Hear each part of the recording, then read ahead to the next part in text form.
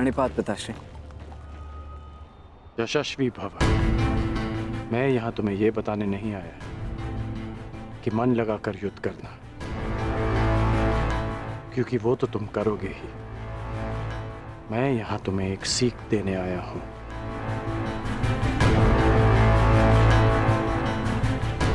युद्ध क्षेत्र में योद्धा कहाँ है, ये जानने का सबसे अच्छा संकेत है उसके युद्ध की पताका। तुम्हें जिसकी भी रक्षा करनी है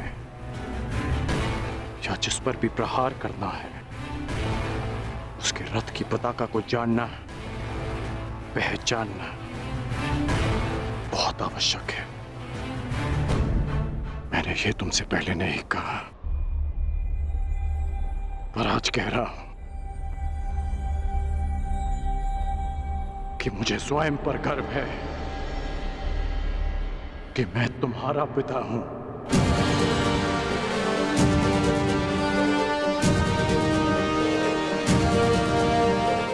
कल्याण हो तुम्हारा पुत्र। अपने पूरे कौशल से युद्ध करना और विजयी बनना, ताकि संसार स्मरण रखे कि तुम राधे कर्ण के पुत्र हो। सदा स्मरण रहेगा पिताश्री। जब मृत्यु युद्ध क्षेत्र में सामने खड़ी हो तो योद्धा कहता है, हे मृत्यु, तैयार यदि तू आने को, प्रसन्न मुखा। द्वार खुला है, तेरा स्वागत, प्रसन्न मुखा।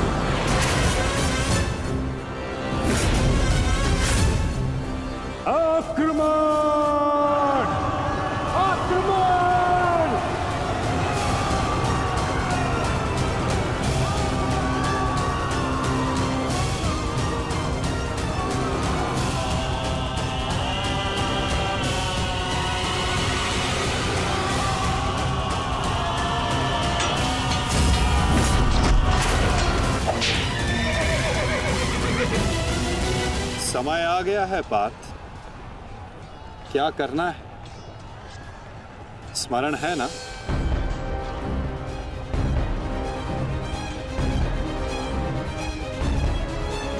जी माधव। आज महामहिम भीष्म ने गरुड़ व्यूह का निर्माण किया है महाराज। किंतु पांडवों ने कौन सा व्यूह रचा है संजय? पांडवों ने अर्धचंद्र व्यूह की रचना की है महाराज। मूर्ख है युधिष्ठिर, कभी भी अर्धचंद्र व्यूह गरुड़ व्यूह को नहीं तोड़ सकता।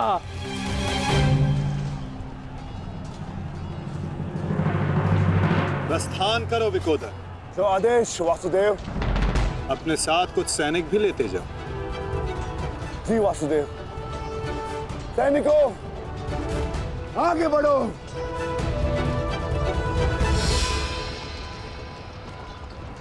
क्षमा चाहता हूं माता, किंतु भ्राता भीम दुर्योधन और उसकी सेना के लिए अकेले ही पर्याप्त है। तो फिर आपने उनके साथ सैनिक क्यों भेजे? जिस कार्य के लिए विकोदर जा रहे हैं, वहां शत्रु का ध्यान बटाने के लिए उन्हें सैनिकों की आवश्यकता अवश्य पड़ेगी। तुम समझ रहे हो ना पार्थ?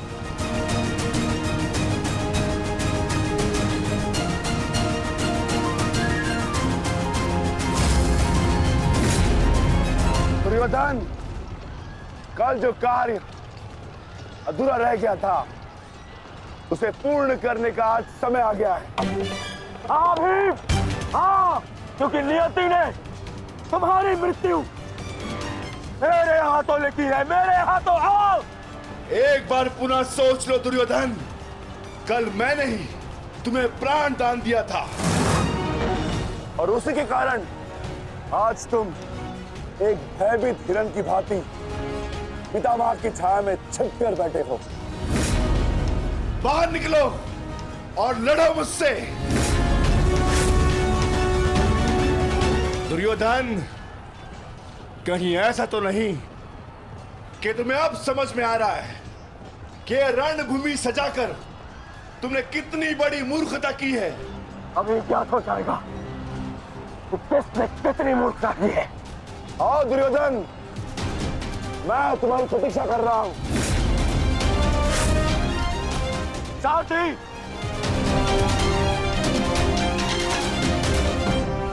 पांडवों ने अर्धचंद्र व्यू बनाया है। यदि युवराज इसमें फंस गए ना तो उनकी सुरक्षा करना असंभव हो जाएगा। कुछ ना कुछ तो करना होगा महामहिम।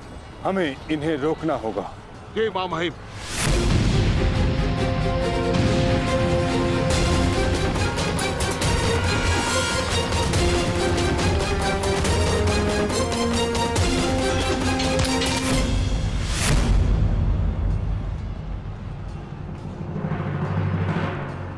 प्रणिपात प्रपितामह।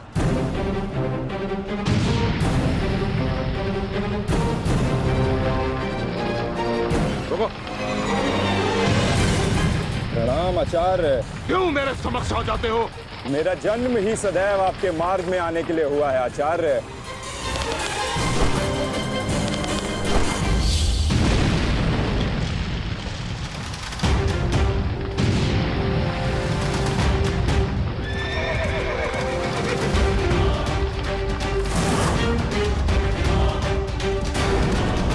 मुझे युवराज की सहायता के लिए जाना होगा।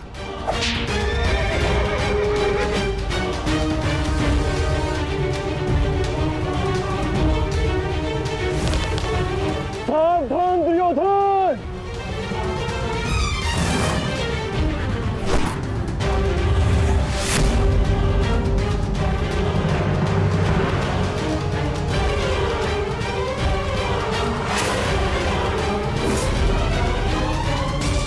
चूक गए अर्जुन, अपना एक बाण व्यर्थ कर दिया तुमने। ना मेरा बाण अपना लक्ष्य चूकता है और ना मैं कोई बाण बिना लक्ष्य संधान करता हूं।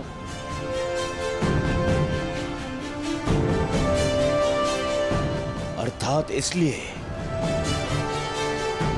ताकि पितामह भीष्म मुझे ढूंढ ना पाए। ये युद्ध हम भाइयों के मध्य है, तो फिर इसमें आचार्य द्रोण और पितामह को कष्ट क्यों देना?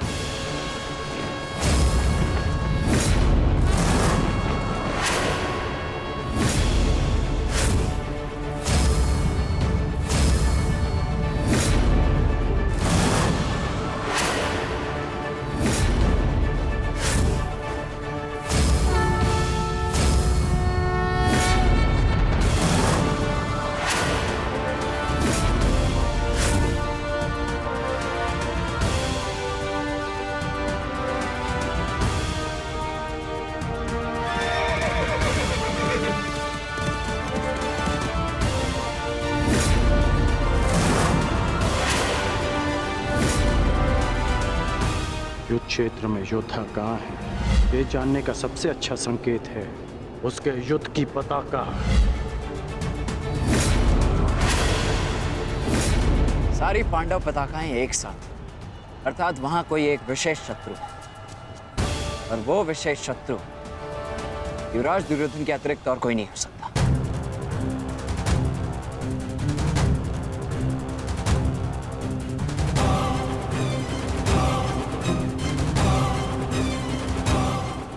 समझा, जब बल से कार्य नहीं बना तो छल से मुझे बंदी बनाने की योजना बनाई है तुम पांडवों ने। हाँ?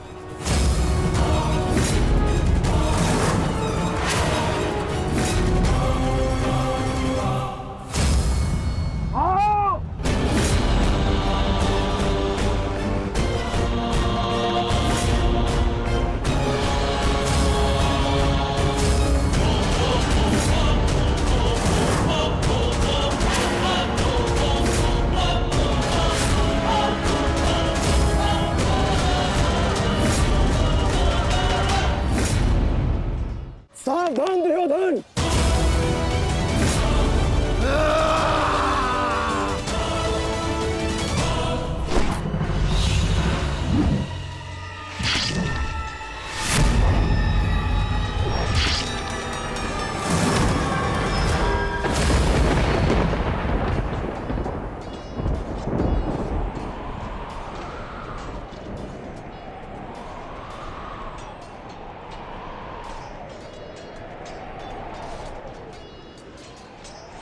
वृषसेन,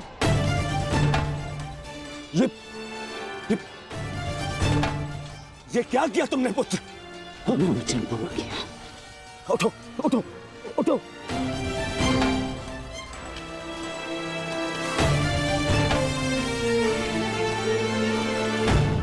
ये मेरे और इन पांडवों के मध्य का युद्ध है, तुम्हारा नहीं। तुम जाओ, ये मेरा आदेश है, जाओ यहाँ से। आज यदि स्वयं ईश्वर भी मुझे आदेश दे तो मुझे स्वीकार नहीं है युवराज। आपके द्वार से कोई खाली हाथ नहीं लौटना चाहिए युवराज। शत्रु युद्ध मांग रहा है यार। आइए मिलकर उसे युद्ध का आनंद देते हैं।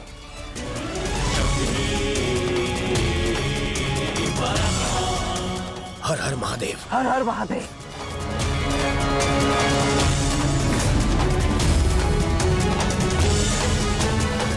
उठ जाओ वृषसेन।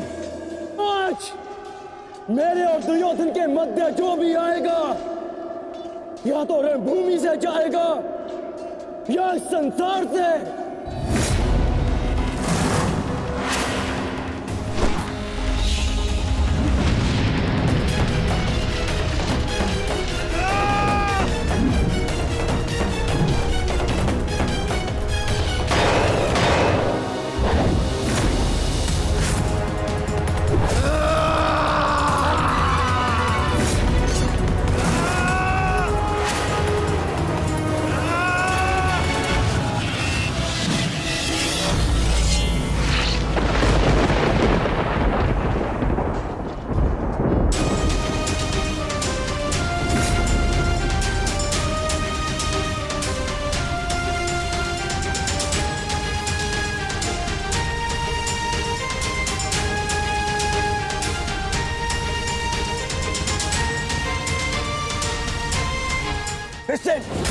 तुम ठीक तो हो पुत्र?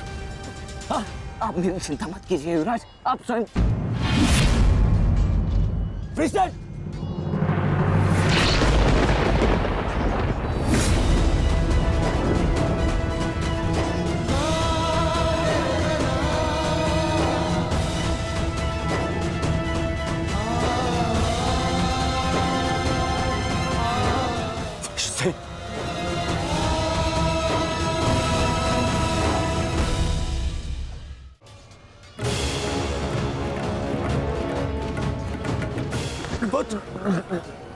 वृषसेन, अभी भी समय है, लौट जाओ।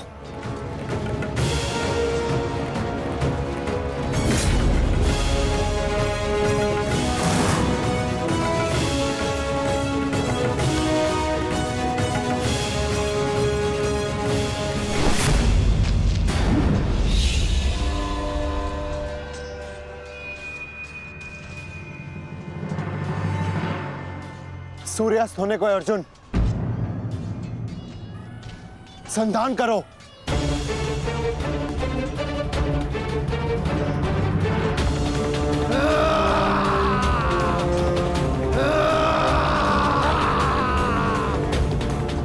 दुर्योधन!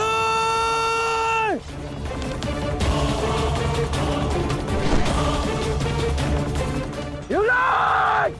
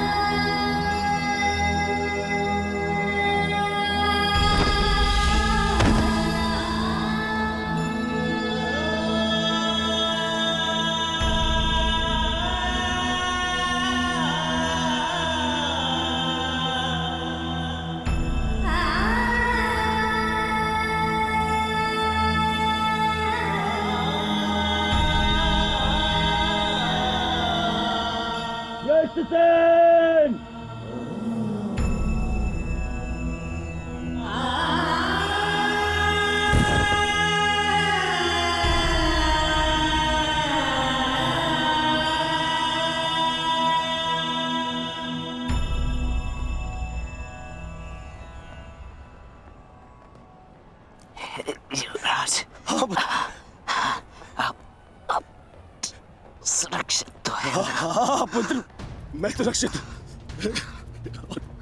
और तुम चिंता मत करना, मैं तुम्हें अभी वैद्य के पास में लेके जाऊंगा। तुम स्वस्थ हो जाओगे। आओ आओ।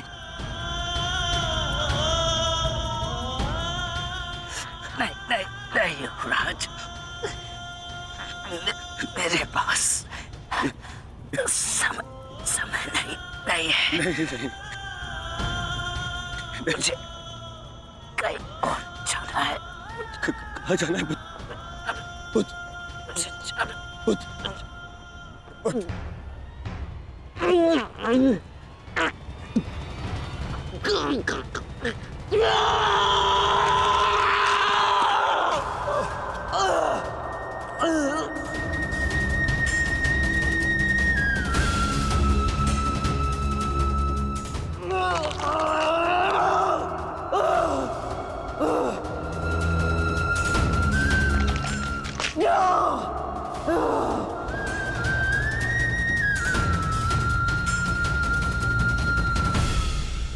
इस संसार से जाने से पूर्व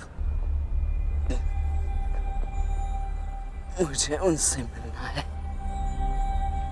जिन्होंने मुझे इस संसार में आने का लक्ष्य समझाया।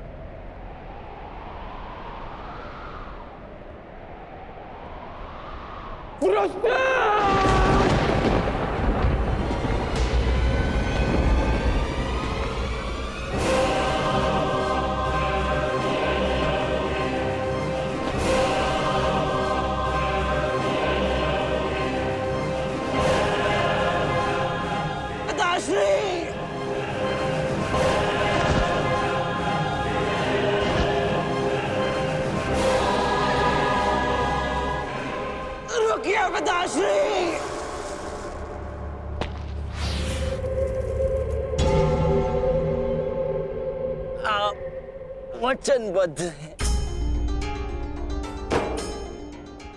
आप सीमा पार नहीं करेंगे। मैं नहीं चाहता कि कल कोई कहे कि वृषसेन के कारण वचनवीर कर्ण ने अपना वचन तोड़ दिया।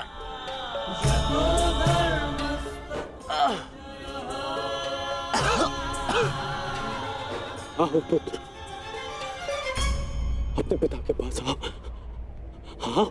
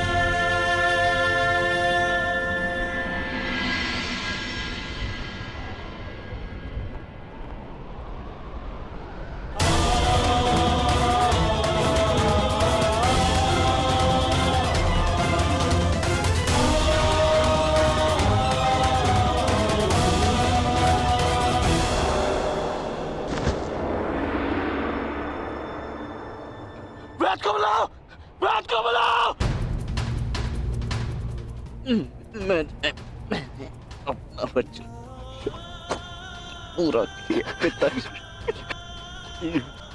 तुम्हें कुछ नहीं होगा, कुछ नहीं होगा तुम्हें। मैं जब मृत्यु समक्ष खड़ी हो तो क्या कहता है? हे मृत्यु यार, यदि तू आने को प्रसन्न मुख द्वार खुला है, तेरा स्वागत प्रसन्न मुख।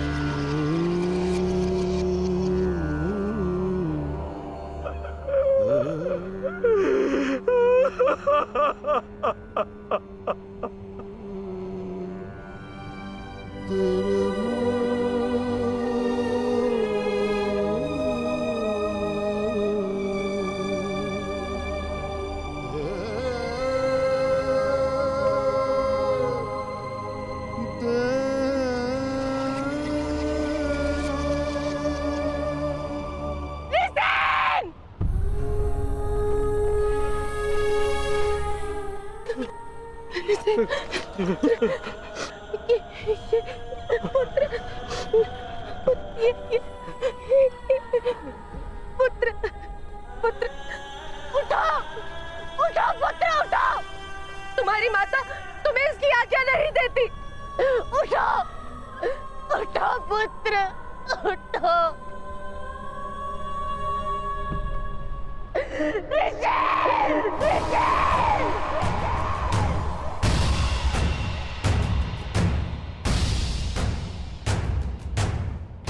पांडु पुत्रों की, पांडु पुत्रों की, पांडु पुत्रों की, पांडु पुत्रों की, पांडु पुत्रों की,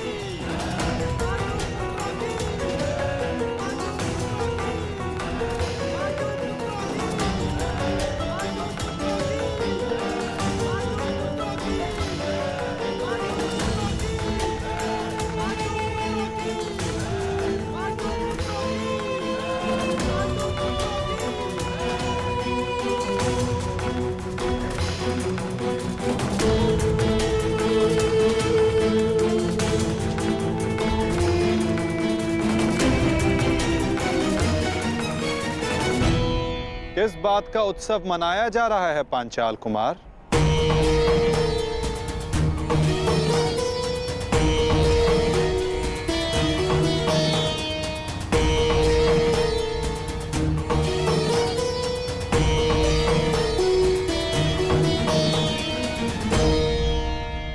अपनी विजय का उत्साह रखना उचित है, परंतु एक वीर, एक महायोद्धा की मृत्यु का उत्सव मनाना कुत्सा है।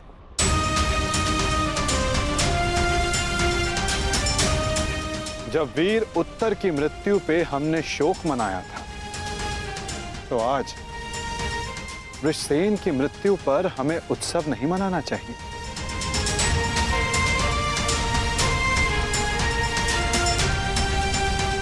कल हमने एक वीर योद्धा खोया था और आज हमारे विपक्ष ने एक वीर योद्धा खोया है। किसे पता कल कौन वीर गति को प्राप्त हो जाए।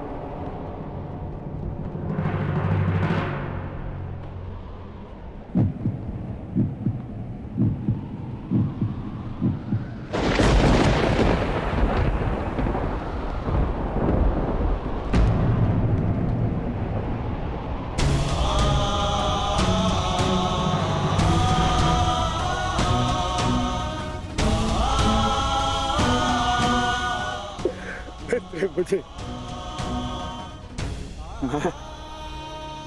मैं तुम्हारे पुत्र की रक्षा नहीं कर पाया मित्र। आज यदि मैं जीवित हूं तो केवल तुम्हारे इस वीर पुत्र के कारण। रक्षा तुम मुझे उसकी करनी चाहिए। मेरा पुत्र अपना कर्तव्य पूर्ण करते हुए वीर गति को प्राप्त हो गया। मुझे इस पर गर्व है।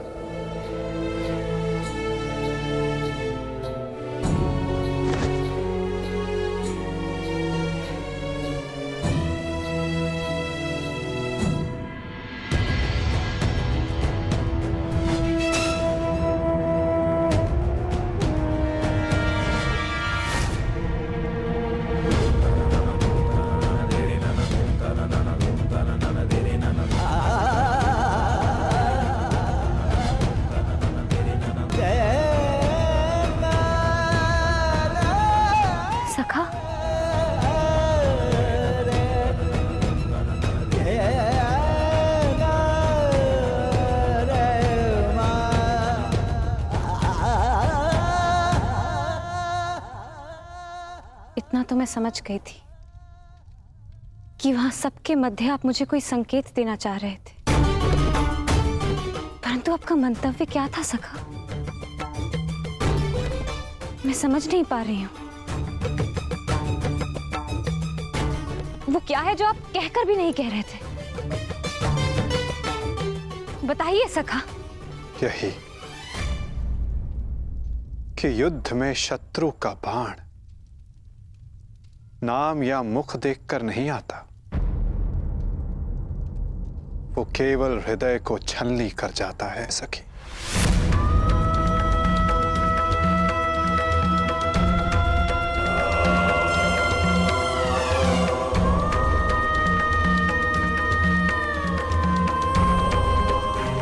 मेरे पुत्रों की भाग्य रेखा भी वृषसिंह की भांति है।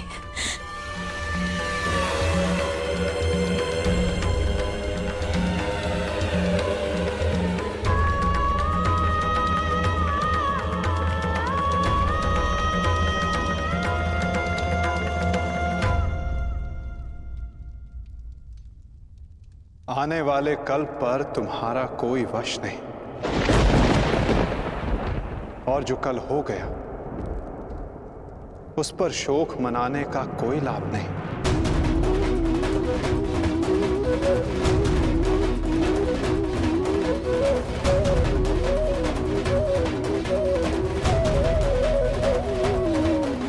जब समय आएगा सखी, तुम्हें सब ज्ञात हो जाएगा।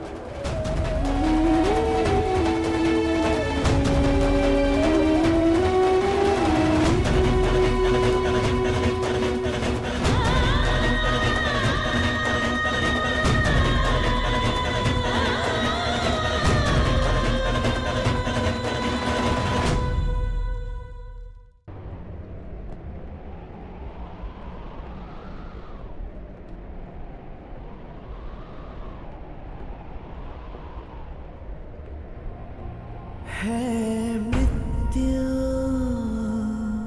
तैयार यदि तो आने को प्रसन्न मुख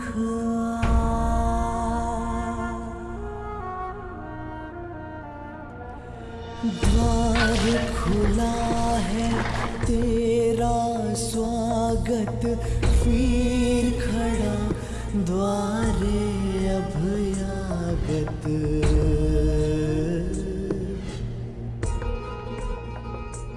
बाहें फैला के मुस्कुरा के करता अपने अतिथि का स्वागत। जब मृत्यु युद्ध क्षेत्र में सामने खड़ी हो तो योद्धा कहता है, हे मृत्यु, तैयार यदि तू आने को, प्रसन्न मुखा।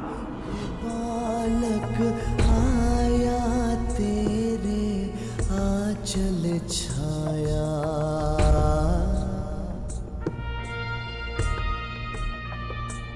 पिता की गोद में खेल सकाना, तेरी गोद में सोने आया।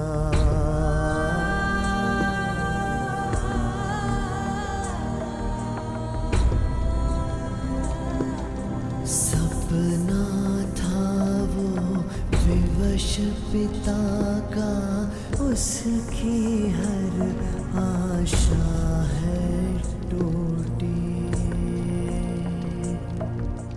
कांधे चढ़े पुत्र की अर्थी, ये पीड़ा है सबसे अनूठी। हर बोझ है छोटा इसके आगे, पिता पुत्र को ही दे अगले।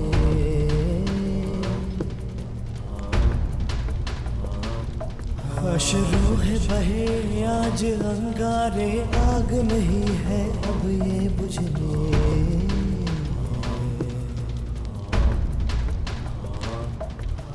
द्वार खड़ा तेरे अभयागत, कर अपने अतिथि का स्वागत,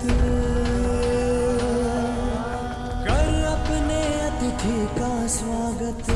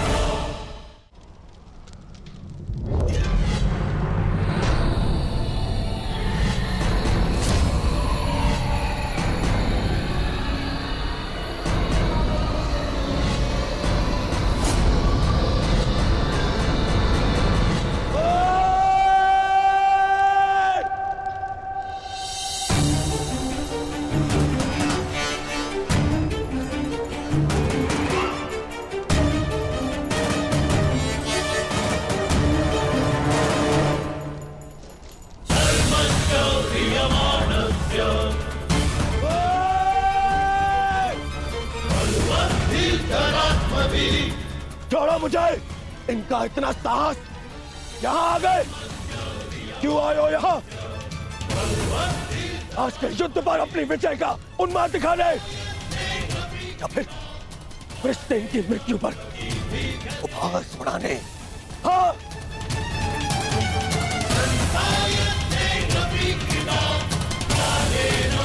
मामा जी, इन्हें कहिए यहाँ से चले जाए, अन्यथा मैं इनका बंद कर दूंगा। जाओ यहाँ से।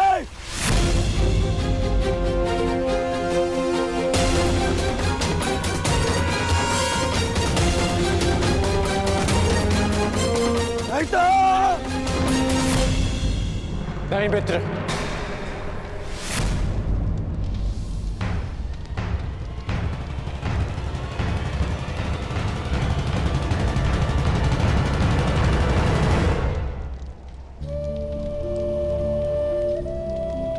रहने दो इन्हें। मेरा पुत्र वीर गति को प्राप्त हुआ है, उसे शांति से दूसरे लोग जाने।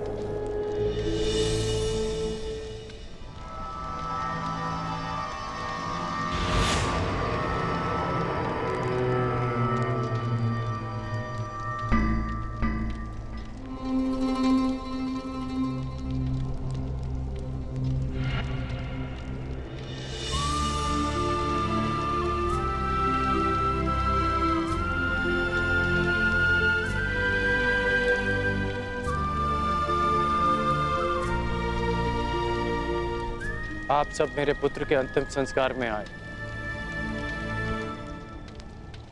उसकी वीर गति को सम्मान दिया।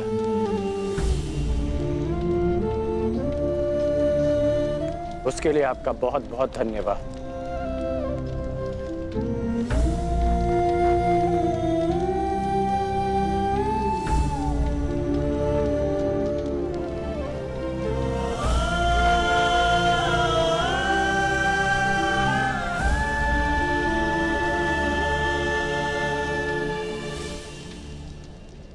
ठहरो अर्जुन।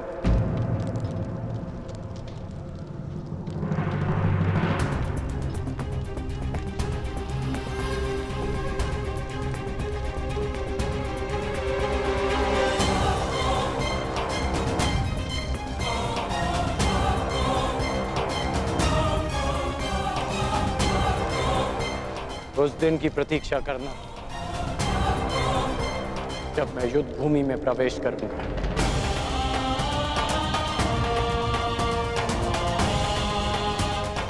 जो भी हुआ मुझे भी उसका खेद है। मैं भी एक पिता हूं, इसलिए तुम्हारी पीड़ा को भली भांति समझ सकता हूं। मैं ये सब प्रतिशोध लेने के लिए नहीं कह रहा हूं, और ना ही मुझे तुमसे कोई स्पष्टीकरण चाहिए, और ना ही तुम्हारी सहानुभूति। मेरे पुत्र ने अपना कर्तव्य पूर्ण करते हुए अपने प्राण दिए। उसे वो सम्मानित अंत मिला जो हर योद्धा का स्वप्न होता है। मैं ये सब इसलिए कह रहा हूं क्योंकि अब उसका अधूरा काम मैं पूर्ण करूंगा। प्रयास करूंगा कि तुम्हें भी सम्मानजनक अंत मिले।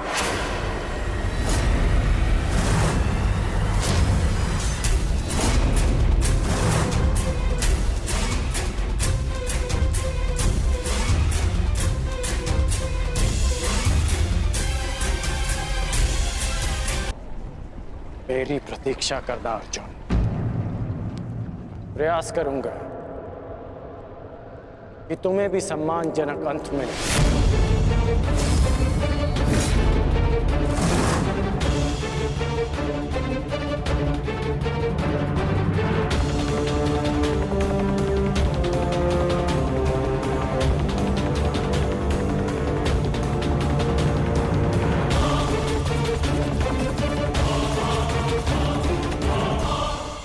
मित्र, इन पांडवों को इनकी नियति तक अवश्य पहुंचाऊंगा मैं, परंतु उससे पहले उस विश्वासघाती को उसकी नियति तक पहुंचाऊंगा। तो हमारे ही पक्ष में है।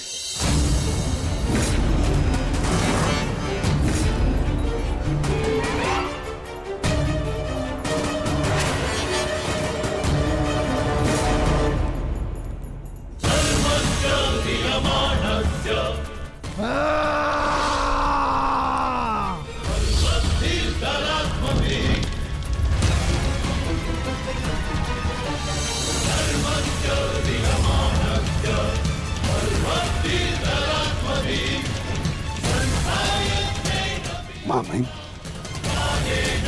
महामहिम,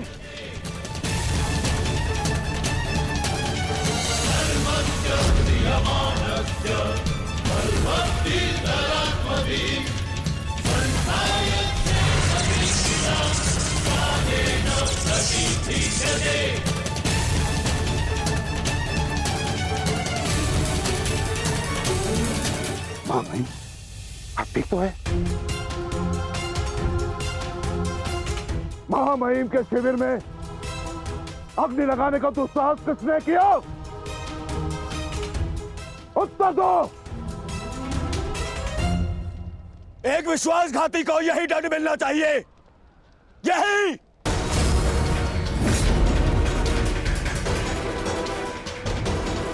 सावधान दुर्योधन, आज की हार के कारण शब्दों का चयन करना भी भूल गए तुम। लज्जा नहीं आती तुम्हें? नहीं आचार्य, मैंने सर्वथा उचित शब्दों का ही चयन किया है। आज जो कुछ भी हुआ वो इनके कारण हुआ है। इनके पांडवों के प्रति प्रेम भाव के कारण ही आज वृषसेन वीर गति को प्राप्त हो गया।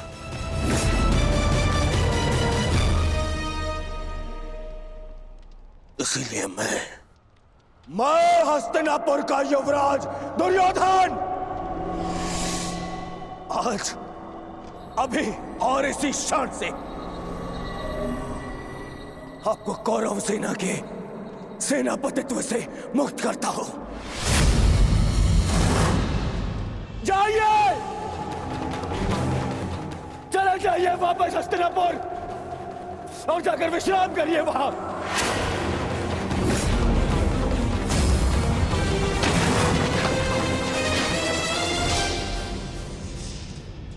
अपने शब्दों पर नियंत्रण रखो दुर्योधन, और अपनी सीमा मत लांघो। सीमा लांघ नहीं रहा हूं, आज तो सीमा बना रहा हूं।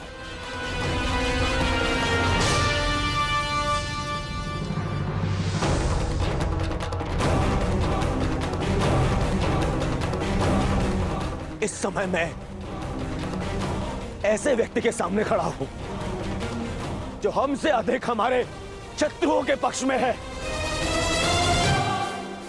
जिनके मौन रहने के कारण ही मेरे मित्र ने अपना पुत्र और मैंने अपना रक्षक खो दिया। हस्तिनापुर के युवराज की सांसें चलती रहे तो उसने अपनी सांसें खो दी।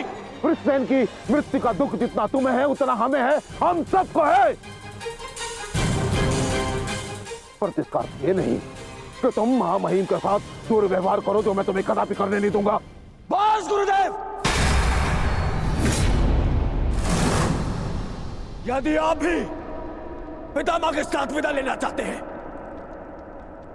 तो आप भी जा सकते हैं। आपको ससम्मान विदा करेगा यह दुर्योधन।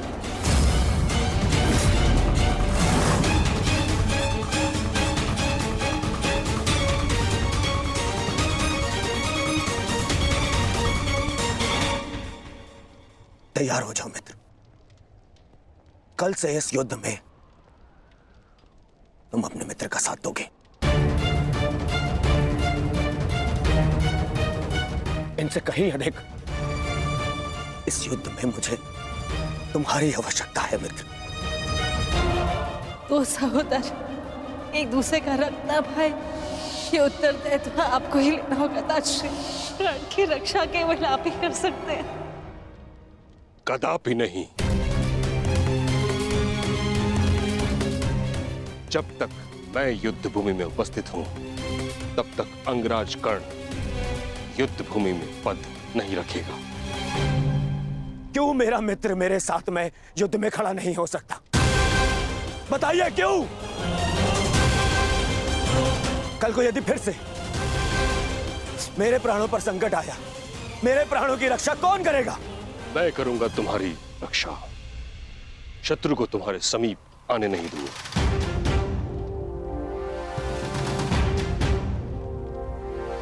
कल सूर्य की पहली किरण के साथ तुम ही नहीं अपितु समस्त पांडव भीष्म पितामह का वह रूप देखेंगे जिसकी किसी ने कल्पना भी नहीं की हो।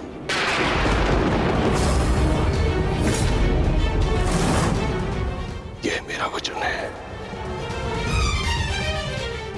अर्जुन हो या युधिष्ठिर, कृष्ण हो या भीम, गंगा पुत्र भीष्म के प्रताप के आगे झुकेंगे। यह मेरा वचन है।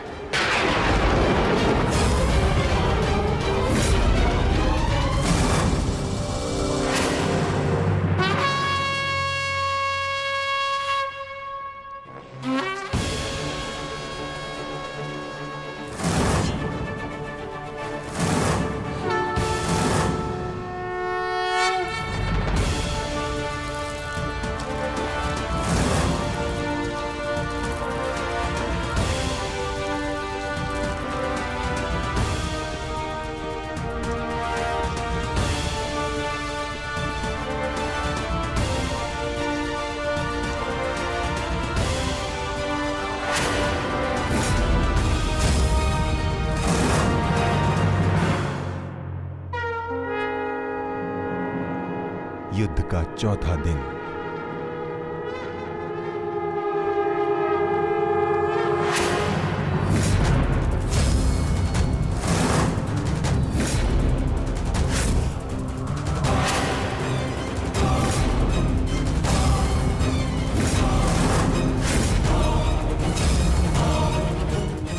पितामह,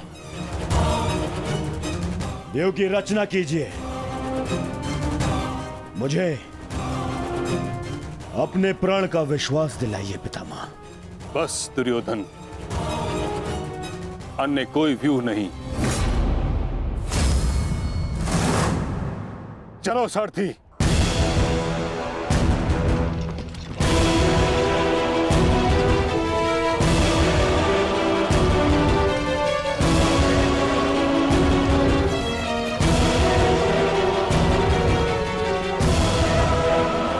तो अच्छा संकेत है माता। प्रतीत होता है कि पितामह इस नरसंहार को समाप्त करना चाहते हैं, इस युद्ध पर विराम चाहते हैं। गंगा पुत्र इस महायुद्ध पर विराम अवश्य लगाना चाहते हैं, परंतु अपने सभी शत्रुओं का अंत करने के पश्चात।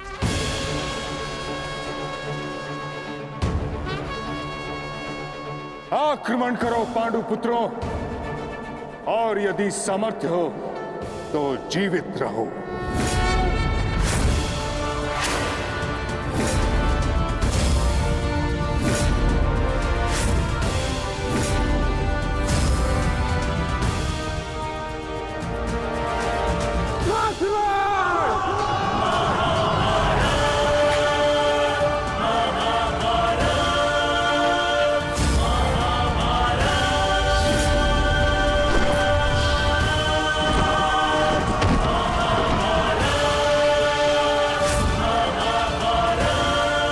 क्या कर रहे पितामह? कभी कभी कर्तव्य की चेतना आकांक्षाओं के स्वप्न पर हावी हो जाती।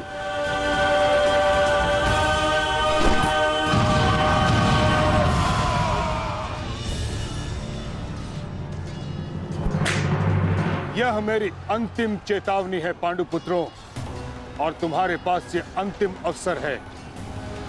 समर्पण करो, अन्यथा परिणाम के लिए प्रस्तुत रहो।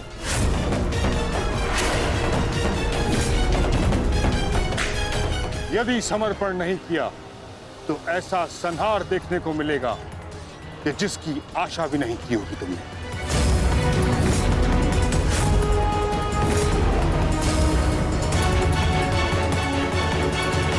किस बात का समर्पण पितामह?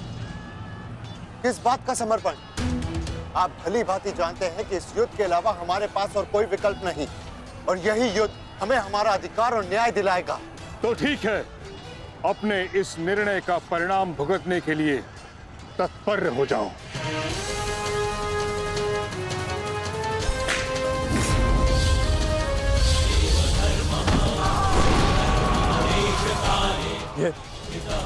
ये पितामह क्या कर रहे हैं? हमारे सैन्य बल का क्रूरता से अंत कर रहे हैं। अर्जुन, तुम्हें पितामह को रोकना होगा, क्योंकि हम सभी में केवल और केवल तुम ही इसमें सक्षम हो।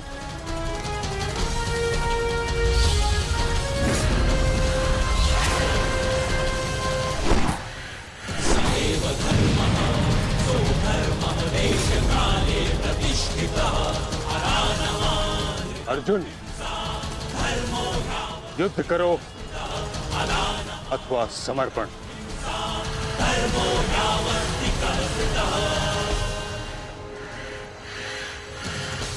तुम्हारे मौन ने मुझे उत्तर दे दिया।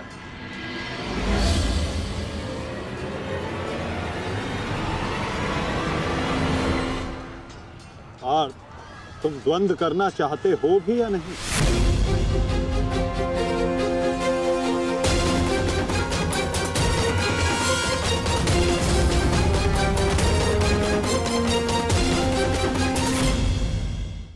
तुम्हारे मौन ने मुझे उत्तर दे दिया।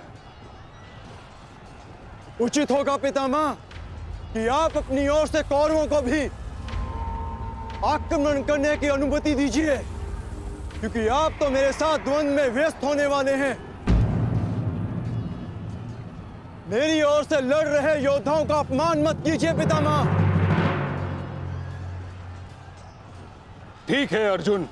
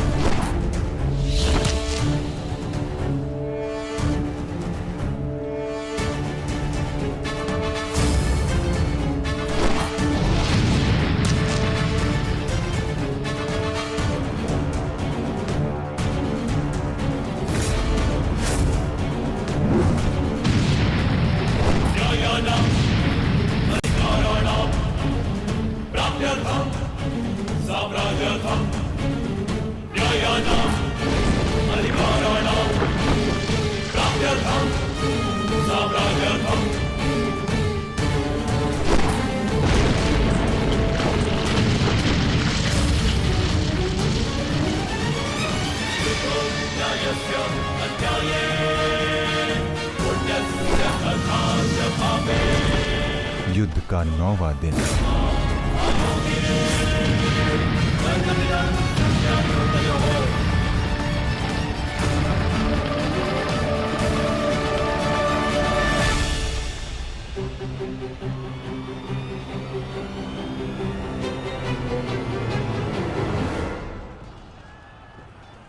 माधव, ये पितामह तो भ्राता युधिष्ठिर की ओर अपना रथ लेकर जा रहे हैं। भ्राता युधिष्ठिर संकट में है माधव, हमें शीघ्र कुछ करना होगा।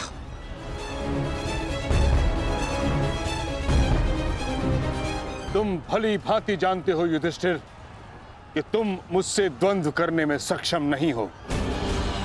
इस कारणवश अपने सैनिकों की आहुति देना बंद करो, समर्पण कर दो।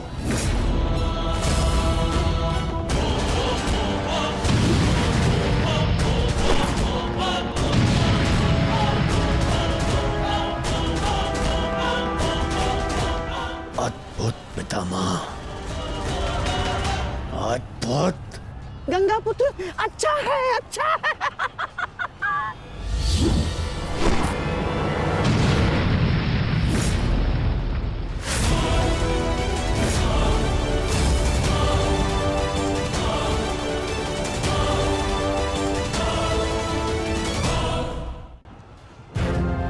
मेरे मार्ग से हट जाओ।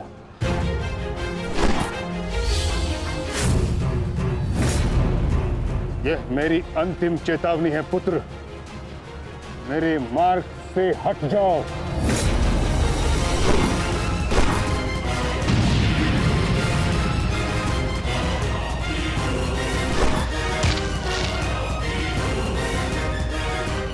समर्पण करो।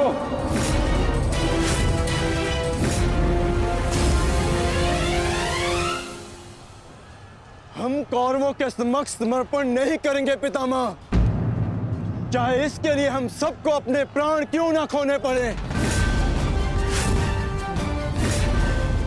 जब तक शरीर में अंतिम श्वास है, जब तक शरीर में रक्त की अंतिम बूंद है, हम समर्पण नहीं करेंगे पितामह, और ना ही हम रुकेंगे।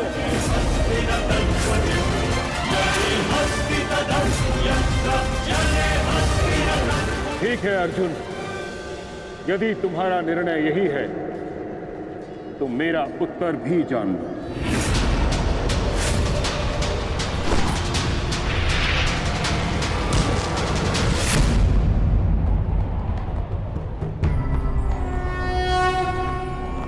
यदा यदा धर्मस्य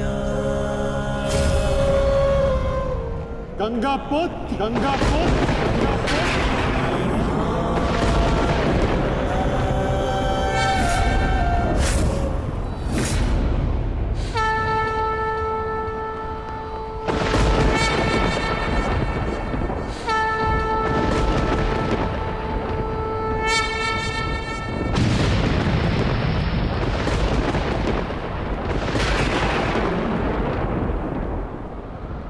मेरे शस्त्र ना उठाने के दिए गए वचन को मेरी दुर्बलता मत समझना। स्मरण रखिए कि समय के साथ वचन के अर्थ का उत्थान ना होना धर्म नहीं, अधर्म होता है।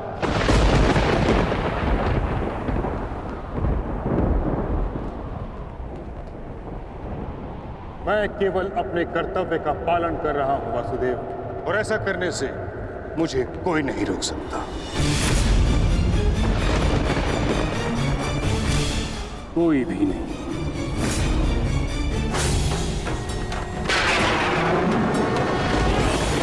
शांति का मैत्री का प्रयास भी विकास ना समझ सके तो पाए नाश ही।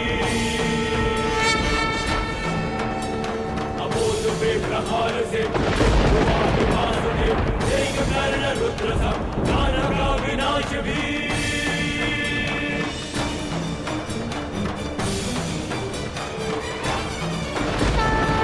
वचन न मानता युद्ध भाषा नाचता, उसे मिलेगा युद्ध भी दंड भी प्रहार भी। कटेगा पाप का नाश होगा नीच का, दमन करेंगे वासुदेव उसका अहंकार भी। चक्र के प्रहार से अग्नि कृष्ण की करेगी पाप का दलन। पाप से गति नरा राही मां पुकारती, ईश द्वार का अपना प्राण मारती। सुंदरा गुलेंगे त्राण रच के एक नौ विधान, भूमिशाही करके कावड़ को रचेगी आरती।